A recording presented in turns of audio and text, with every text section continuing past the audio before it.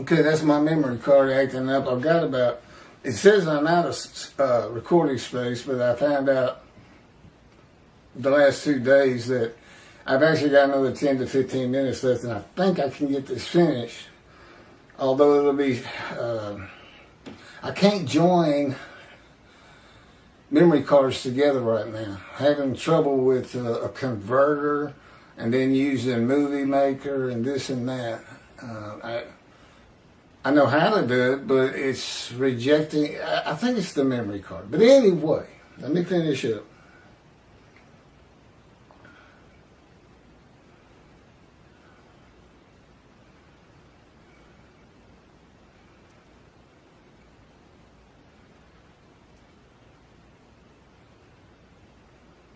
Oh no, it moved.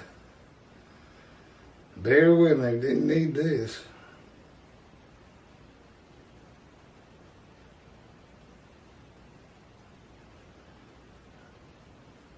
The book's so big, it's still loading as I start.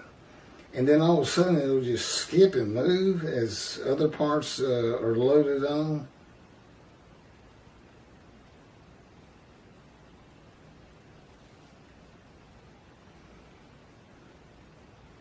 Okay, here's chapter 10 again, so I'm getting there.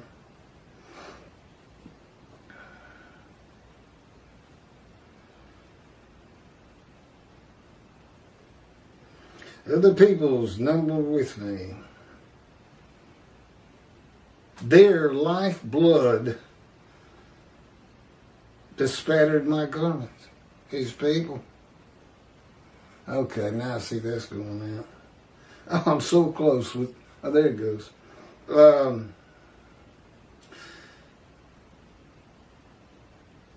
This is a reference to the utter destruction of the land of Israel, of Malachi 3, if the purpose of Elijah does not prosper, if the temple's not built. Build it, never defeat it. Don't build it, God's creation is going to destroy Israel someday. And he says, when I come, I am going to, if Elijah's not successful, I am going to destroy the land of Israel. But he means his creation is going to. That's what, here's the definition of God by God. Absolute power, absolute knowledge, and he is his creation.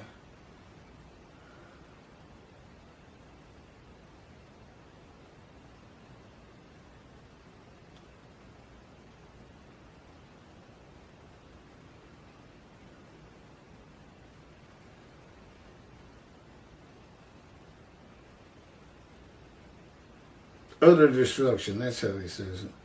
The Lord coming from Adam is mentioned by many of the prophets in the Bible. And I have a video on it. It's very interesting. It's called The Day of the Lord. And there's about 7 prophets who have their version of the Day of the Lord, but it's finalized in Malachi 3 and completely changed. Completely changed. And there's no room for a Messianic era in it, that's for sure.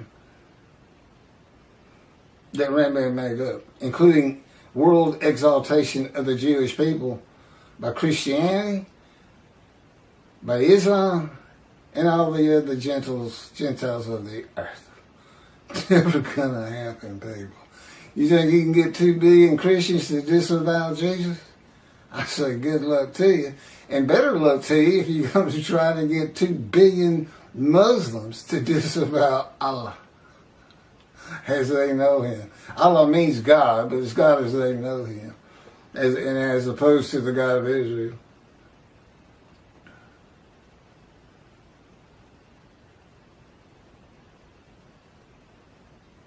The Lord coming from Adam, okay, it's mentioned by many of the prophets. The Lord was not allowed to pass through Edom in the Exodus with Moses and the Jewish people. This is an event yet to occur. He's going to pass through. He's going to pass from Texas to Israel. Gentile lands with a prophet like Moses. Yeah, he's in Moses, just like him. Moses is a man of divine beings. I can give you 3 or 4 references in, I guess it's Exodus, but in the Torah. And Moses is also a man of divine beings, and of course he can hear God speak. And that immediately makes you a man of divine beings. Divine beings being God and the angel of God's presence, the Holy Spirit. But they just said no to the Exodus and Moses. And so if Moses doesn't go through, neither does God. And it's the same thing with God saying, I walked amongst the tents of the Israelis, of the Israelites.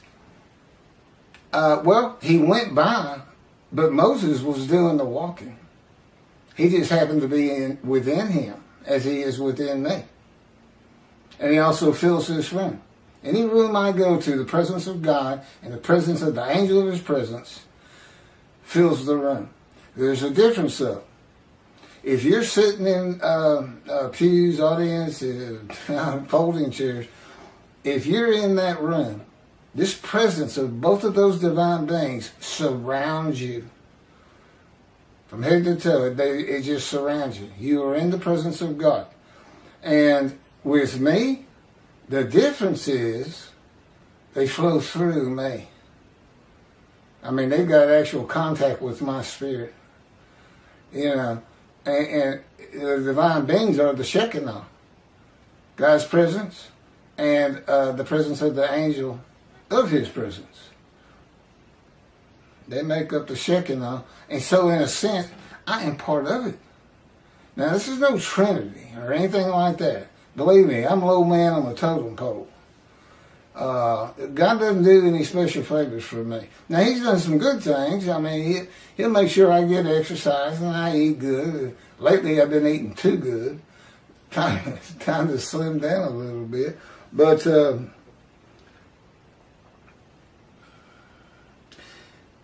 this is an event, it's occurred. The interpretation of this prophecy is that the prophet like Moses with God, as God was with Moses in the Exodus, will come from Edom, Texas, Gentile lands. The Christian world of the Jewish people, none are with God. He comes with a Gentile from the Christian world. And that Gentile is God's righteous servant, Moshiach, who God specifically describes for the day of the Lord. He's got to have a representation. He's got to have a man he can talk to and say, go tell the Jewish people this. Tell them this is where I want my temple. Tell them I am working on the specifications of what it is to look like. Which means I'll be typing again.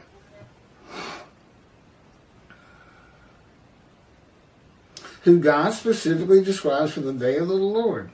That's Isaiah 53, is what it's for. He is God's visible representation and speaker and writer of his words, as Moses was. He is the prophet like Moses. God says he will put his words in his mouth, and he will speak to the Jewish people all that God commands him.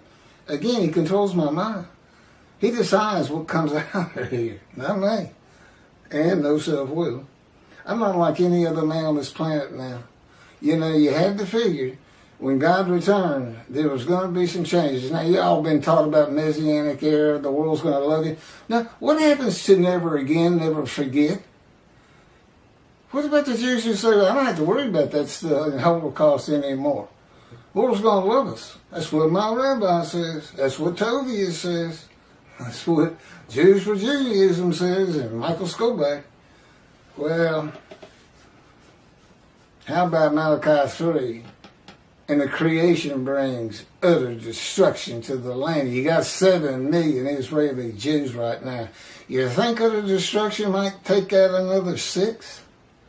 It sure should ring a bell. That's all that should be taught by these rabbis of teaching man's word over God's. Never defeated it again, build a temple. Don't build a temple, utter destruction by God's creation. And find Elijah. Why are you looking for Moshe? Elijah is the one that clears the way. Rambam even said, we don't know if David comes before Elijah or Elijah becomes before him. He said, we cannot tell from what the prophets say. So let's go study Torah instead. Well, the fact is, they're one and the same person. Moshe, the righteous servant next to many righteous, he's one of them. Elijah's supposed to recounsel the family members through Judaism and the amendment to the new covenant, to the covenant by the new covenant of Jeremiah 31. Now Moshe raised the money and the materials for the first temple. Solomon had it built, but David he pulled all the resources together for the most part. You know, it took Solomon longer to build his own home than it took to build the first temple. I think it was 10 years, his house was 12 years. I'd have liked to have seen that. And here's God. This is what I talk about, the need to convert.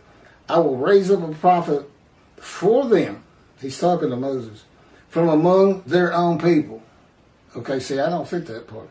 But like God said, it doesn't even matter. I mean, you're writing my words. You are a prophet like Moses. And just disregard this if you want to. Or we can convert in Jerusalem. Orthodox. You know, I don't know what will actually happen. They don't tell me anything of the future. If I can't figure something out of my own, I don't get to know. He would never tell me what another person is thinking or what they're doing because I couldn't know of my own. You know, and I still have to live the human experience, he calls it. And I'm like, why? I'm not as far from the human experience as you can get. But what it does is I still feel like Keith. They'll still have me lose stuff and, you know, make mistakes. He'll have something typed that when I'm proofing and I go, hey, this ain't right. And it's really just something that small, just to get emotion from me. You know, it's part of the fire of refinement where this is what he told Ezekiel. Ezekiel, they're not going to listen to you. They don't listen to me. He said, but I'm going to make your forehead, your face like adamant, harder than flint. He's going to toughen him up. And do not be dismayed by my people. That's a reference to emotional pain. Do not be dismayed by them. And that's what is being done in God's boot camp, his fire of refinement. Constantly pulling out emotions to the extent that after 16 years, I almost don't have any. I mean, I could still get angry, but it doesn't feel on the inside like my getting angry years ago would feel like. Totally different. It's just like cool as a cucumber, but I can still spit it out. You know, I can get going still. He will raise up a prophet for them from among their own people, like yourself. I will put my words in his mouth, and he will speak to them all that I command him. Deuteronomy, chapter 15, verse 18. Okay, next one is chapter 11, Torah, written on every heart, which I've kind of just talked about in this one. Thank you very much for listening. Tell all your friends. Who can believe what we have heard? We think it's him. He's got proofs from God that are undeniable. If it's not him, who can it possibly ever be? You know, there's no miracles to come. I'm not going to make the blind see, the lame walk, the crippled walk, and those with disfigurements not disfigured. That's afflicted by God. And again, the Jewish people have never been afflicted by God. Jesus most certainly was not afflicted by God, because if he had, that's what you have. It had to be every single Jew, either blind, crippled, lame, or disfigured. And that just never happened.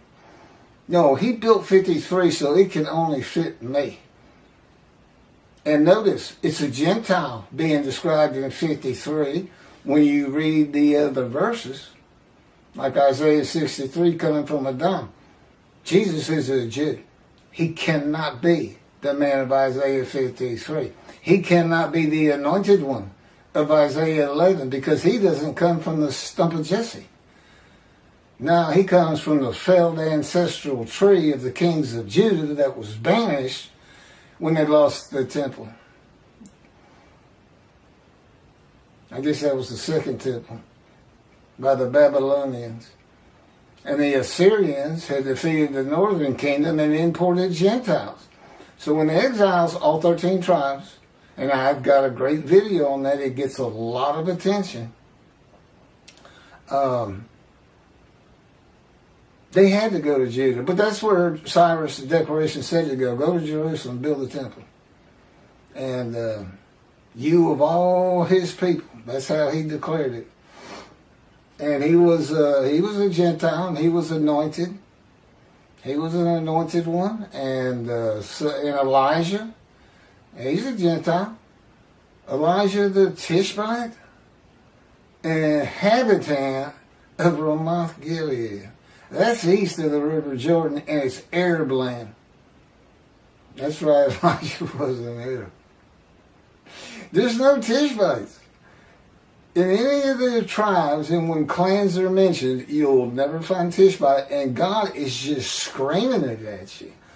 Elijah the Tishbite, Elijah the Tishbite, who lives in Arab land. That's what he's saying to you every time. He's crafty. I'm telling you, you got to be on your toes when you're reading things God writes. He's always got an agenda. He says, I always have, for every sentence, I've got 1, 2, or 3 purposes, and sometimes 4. You got to watch him like a hawk. Thank you for listening and watching.